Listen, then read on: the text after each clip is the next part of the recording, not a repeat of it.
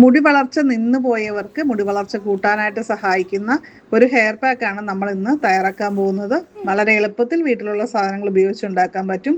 അതിന് നമ്മൾ കുറച്ച് കരിജീരകം എടുത്തിട്ടുണ്ട്, 1 സ്പൂൺ കരിജീരകം എടുത്തിട്ടുണ്ട്, 1 ടീസ്പൂൺ ആണ് കേട്ടോ. അതിനുശേഷം 1/2 ടീസ്പൂൺ അളവിൽ ഉലുവ കൂടി ചേർത്ത് കൊടുക്കുന്നുണ്ട്. എന്നിട്ട് നന്നായിട്ട് മിക്സ് ചെയ്യുക. ഇനി കരിജീരകം ഇല്ലെങ്കിൽ ഉലുവ മാത്രമായിട്ട് നമുക്കിത് ചെയ്യാം കേട്ടോ. ഇത് നന്നായിട്ട് മിക്സ് ചെയ്ത് വയ്ക്കുക. ഇതൊന്ന് കുറച്ച് സമയം ഒന്ന് മൂടി വെച്ച് ഒന്ന് കുതിരാനായിട്ട് അനുവദിക്കുക, സോഫ്റ്റ് ആവാനായിട്ട് അനുവദിക്കുക. അപ്പോൾ ഈ ഒരു കോമ്പിനേഷൻ മുടി കൊഴിച്ചിൽ, കഷണ്ടി, അതേപോലെ തന്നെ താരൻ ഇതൊക്കെ അകറ്റാനും മുടി നന്നായിട്ട് വളരാനും സഹായിക്കുന്നതാണ് കേട്ടോ.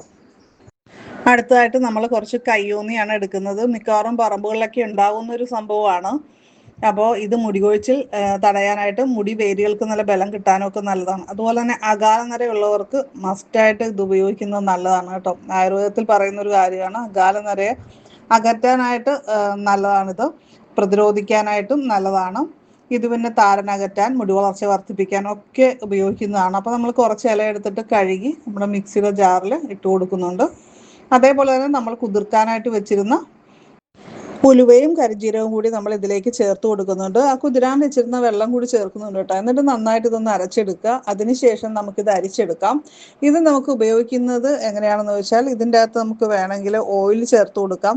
നമുക്ക് താരൻ്റെ പ്രശ്നങ്ങളൊക്കെ നന്നായിട്ടുള്ളവരാണെങ്കിൽ ദന്തപാല ഓയിൽ ഇതിൻ്റെ അകത്ത് 1 ടീസ്പൂൺ ചേർക്കുന്നത് വളരെ നല്ലതാണ്. അപ്പോൾ ദന്തപാല ഓയിൽ നമ്മുടെ അടുത്ത് അവൈലബിൾ ആണ്. ആവശ്യമുള്ളവർ വീഡിയോയിൽ കൊടുത്തിരിക്കുന്ന വാട്സപ്പ് നമ്പറിൽ കോൺടാക്റ്റ് ചെയ്യാവുന്നതാണ്.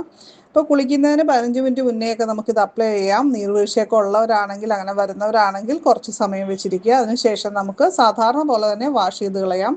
ഇത്രയേ ഉള്ളൂ. ഇത് നമുക്ക് ആഴ്ചയിൽ 2 പ്രാവശ്യം അല്ലെങ്കിൽ 3 പ്രാവശ്യമൊക്കെ ചെയ്യുന്നത് നമ്മുടെ മുടി വളർച്ചയെ കൂട്ടാനായിട്ടൊക്കെ സഹായിക്കുന്ന കാര്യങ്ങളാണ് കേട്ടോ.